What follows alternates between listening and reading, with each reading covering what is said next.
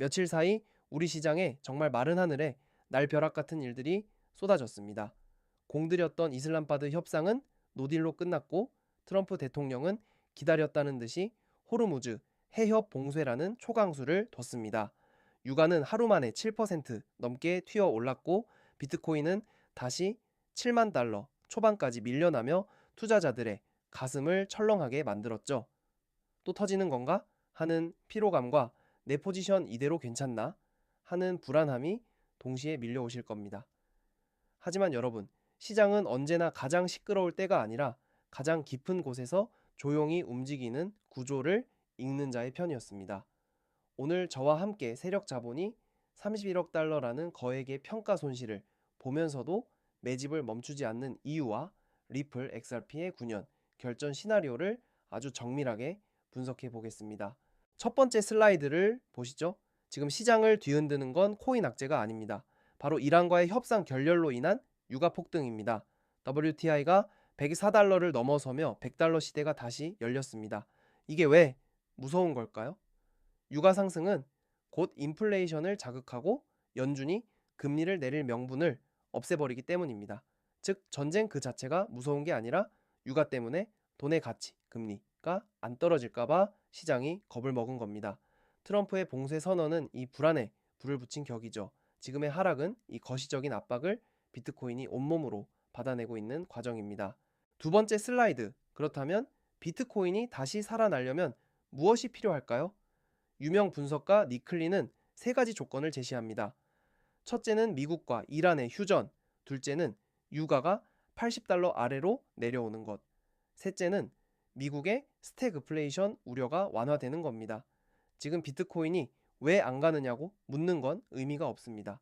대신 이 세 가지 매듭이 언제 풀리느냐를 봐야 합니다. 비트코인이 독자적으로 날아오르기엔 것이 환경의 사슬이 너무 단단한 상태입니다. 우리는 이 사슬이 끊어지는 신호를 기다려야 합니다. 세 번째 슬라이드는 차트 위에서 벌어지는 치열한 심리전입니다. 일부 분석가들은 헤드앤숄더 패턴이 완성됐다며 48,000달러까지의 폭락을 경고하고 있습니다. 개미들이 이 공포에 질려 던질 때 비트코인의 제왕 마이클 세일러는 무엇을 했을까요? 놀랍게도 31억 달러라는 천문학적인 평가 손실을 기록 중임에도 불구하고 4월 초만 약 5천 개의 비트코인을 추가로 쓸어 담았습니다. 평단가가 7만 5천 달러인데 말이죠.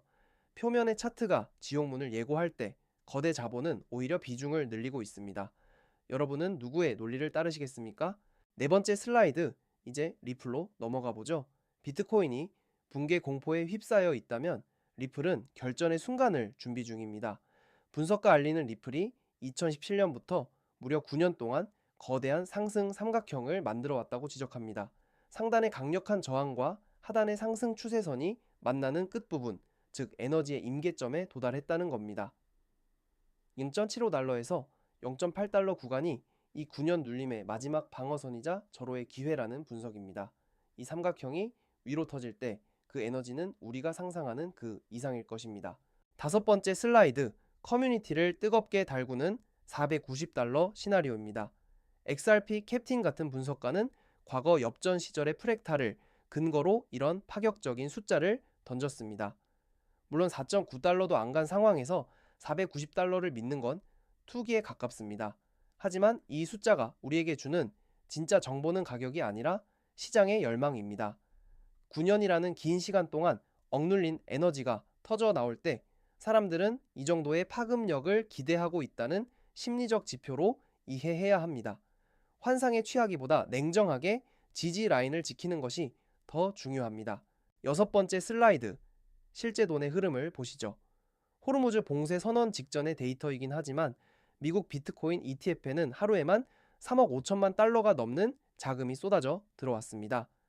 특히 블랙록의 IBT는 단독으로 2억 6천만 달러를 매집했죠. 세상이 망할 것 같은 뉴스들이 쏟아지는데 월가의 가장 똑똑한 돈들은 왜 비트코인을 사 모으고 있을까요? 그들은 단기적인 봉쇄 뉴스보다 자산의 장기적 가치와 구조적 변화에 베팅하고 있기 때문입니다. 이번 주 나올 후속 데이터가 이들의 신념을 증명해 줄 것입니다. 일곱 번째 슬라이드, 리플 홀더분들의 가장 큰 고민이죠. 재료는 많은데 왜 안 갈까? 답은 간단합니다. 시장의 순서 때문입니다. 지금처럼 것이 경제가 흔들릴 때는 시장 전체의 위험 선호 심리가 먼저 회복되어야 합니다. 비트코인이 바닥을 다지고 안정을 찾아야만 비로소 리플의 개별 호재들이 빛을 발할 수 있는 판이 깔리는 겁니다. 리플의 재료가 썩은 게 아닙니다. 단지 주인공이 등판하기 전 무대 조명이 켜지길 기다리고 있는 것뿐입니다. 비트코인이 바닥 신뢰를 구축할 때 리플의 상대 강도는 폭발적으로 붙을 것입니다. 마지막 슬라이드입니다. 결론을 내리겠습니다. 지금 코인 시장의 핸들은 코인판이 아니라 중동의 유가와 워싱턴의 정치권이 쥐고 있습니다. 이란 리스크가 유가를 흔들고 유가가 금리를 흔드는 이 복잡한 고리를 이해해야 합니다.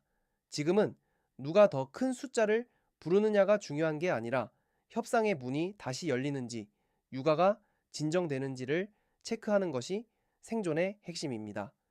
31억 달러를 손실 보면서도 담아내는 거대 자본의 시각을 가지십시오.